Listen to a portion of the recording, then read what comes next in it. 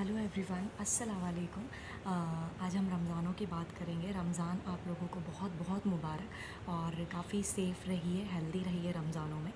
और रमज़ानों में जो डाइट रहनी चाहिए मैं आज वो बताऊंगी आपको कि lactating women, pregnant women, diabetic patient, weight loss वालों के लिए क्या डाइट रहनी चाहिए। तो इस चीज़ का आप सबसे पहले ध्यान रखें कि रमज़ान वेट लॉस करने के लिए नहीं है, पर इसमें जितना वेट लॉस हो जाता है वो नेचुरल वेट लॉस है और नॉर्मल वेट लॉस है। पर हमें इंटेंशनली कोई वेट लॉस पे नहीं जाना है रमज़ानों के मंथ में, क्योंकि जो भी वेट लॉस होगा वो बहुत अनहेल्दी होगा और इससे आपको बाद में जो इसके साइड इफ़ेक्ट्स होंगे वो बाद में पता चलेंगे। एक आध महीने के बाद बहुत ज़्यादा कमज़ोरी आ जाती है।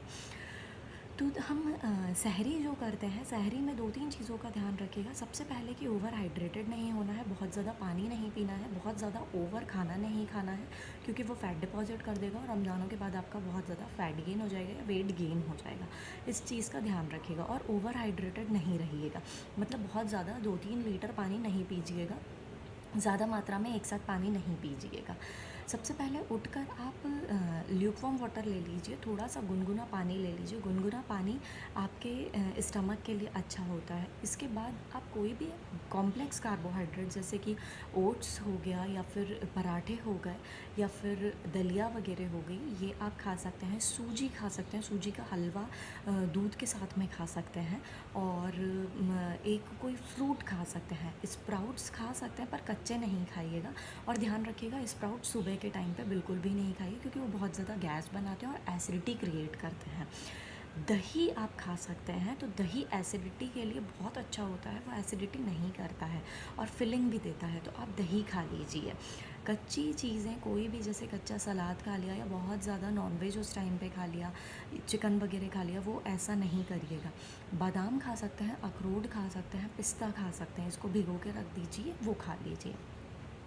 इसके बाद आप करेंगे इफ़्तार। देखिए जो हमारा इफ़्तार का टाइम होता है वो पूरा लॉन्ग, बहुत लॉन्ग मील गैप होता है, तो उससे हमारे स्टमक में एसिडिटी हो जाती है। उस एसिडिटी को न्यूट्रलाइज़ करने के लिए हम सबसे पहले पानी पिएं। नॉर्मल पानी, बहुत ज़्यादा ठंडा पानी नहीं पीजिएगा। नॉर्मल पानी पीजिए और उस पानी के साथ में, उस पानी के बाद आप या तो लस्सी पी लीजिए, या तो मट्ठा पी लीजिए, या तो वाटरमेलन खा लीजिए, है ना, तरबूज खा लीजिए, वो ज़्यादा बेनिफिशियल रहेगा। और फ्रूट्स खा लीजिए, फ्रूट सैलड आप उस टाइम पे खा लीजिए। फिर इसके बाद आप मगरिब पढ़कर चाय पी लीजिए, और चाय के साथ में जो भी आपको तली हुई चीज़ें खानी है वो आप खा सकते हैं। इस चीज़ का ध्यान रखिएगा। इसके बाद आता है इशा की नमाज़ और मगरिब की नमाज़, और मगरिब की नमाज़ के बाद आप चाय पी लेंगे। इशा की नमाज़ में तरावी होती है। तरावी इज़ अ बेस्ट वर्कआउट। तो आप वर्कआउट तरावी या पढ़िए, या जिसको वर्कआउट करना है वो वर्कआउट कर सकता है थोड़ा बहुत 15-20 मिनट्स का, और उसके बाद आप डिनर कर लीजिएगा। देखिए डिनर बहुत ज़्यादा हैवी नहीं कीजिएगा, कम मात्रा में खाना खाइएगा, तो जो वेट लॉस कर रहे हैं उनके लिए भी बहुत बेनिफिशियल होगा। कम मात्रा में खाना, इट मीन्स 2 से 3 रोटी और थोड़े से चावल। और इसके बाद आप जितना भी पानी पिएँ, जितना भी, जैसे ईशा के बाद जितना भी आप पानी पीना चाहते हैं, सॉरी, इफ़्तार के बाद आप जितना भी पानी पीना चाहते हैं आप पानी पी लीजिए और अपनी बॉडी को हाइड्रेट कर लीजिए दूसरे दिन के लिए। ठीक है, इतना ज़्यादा पानी वैसे हमारी बॉडी जो है वो एब्जॉर्ब नहीं करती है, रिटेन नहीं करती है वाटर।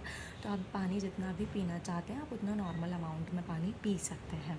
अब मैं बात करूँगी डायबिटिक पेशेंट्स की। तो डायबिटिक पेशेंट्स को ये करना है कि सहरी में मेथी दाना भिगो के रखना है और मेथी दाने का पानी पी लेना है। डायबिटिक पेशेंट्स को अपनी शुगर को की जांच करते रहनी है। खाली पेट वाला जो आपका शुगर होना चाहिए वो होना चाहिए 80 से 130, और खाना खाने के 2 घंटे बाद वाला पोस्ट पैरेंडियल होना चाहिए आपका 140 टू 180।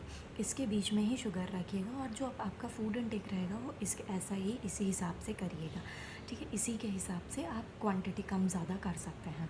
लैक्टेटिंग वुमेंस के लिए जो फीड करा रही हैं फीमेल्स, उनके लिए है कि मॉर्निंग में शतावरी कल्प ले सकती हैं, दूध के साथ में शतावरी कल्प या तो पाउडर फॉर्म में या तो मेडिसिन फॉर्म में ले सकती हैं। नहीं तो फिर इसके साथ में आप मेथी दाना खा सकती हैं, मेथी दाने के स्प्राउट्स ले सकती हैं। प्रेग्नेंट वुमेंस के लिए ये है कि सुबह उठते से ही जैसे ही आप उठें खजूर खा लें ताकि आपको वॉमिटिंग सेंसेशन ना हो, या तो फिर कोई भी मीठी चीज़ खा लें। प्रेग्नेंट वुमेंस जो हैं वो राजगिरे के लड्डू खा सकती हैं, ड्राई फ्रूट्स के लड्डू खा सकती हैं, और सूजी के लड्डू खा सकती हैं। सूजी का हलवा बहुत अच्छे से इस्तेमाल कर सकती हैं। वेट लॉस वालों के लिए ये है कि आप अपना प्रोटीन की क्वांटिटी बढ़ा दें और प्रोटीन की क्वांटिटी ज़्यादा लें, कार्बोहाइड्रेट्स की क्वांटिटी कम रखें, जैसे रोटी हो गया और ये सूजी हो गया, दलिया हो गया, ओट्स हो गया, इसकी क्वांटिटी आप कम से कम रखें और प्रोटीन्स की क्वांटिटी बढ़ा दें। इसके साथ आप सब लोगों के लिए ये चीज़ है कि एक प्रोटीन आता है जिसे हम केसीन बोलते हैं। केसीन को एक प्रोटीन आता है जो कि वेक प्रोटीन भी है, आपको केसीन मिल नहीं पाएगा इतने इजीली क्योंकि वो थेरापेटिक सप्लीमेंट नहीं है, वो स्पोर्ट्स न्यूट्रिशन का सप्लीमेंट है।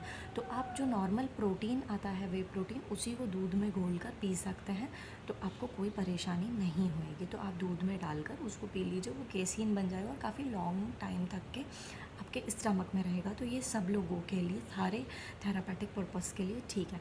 आप मुझे एक कमेंट कर दीजिएगा तो मैं वो उसका जानकारी उस प्रोटीन की आपको दे दूँगी, पर्सनली मैसेज कर दूँगी, या जैसा भी होगा मैं आपको बता दूँगी। कोई भी क्वेश्चन हो, कोई भी डाउट हो तो आप मुझे कमेंट कीजिए, मुझसे पूछिए, मैं आपको उसका आंसर दूँगी। और be safe, stay at home जब तक के लॉकडाउन चल रहा है, और अपने आप का ध्यान रखिएगा।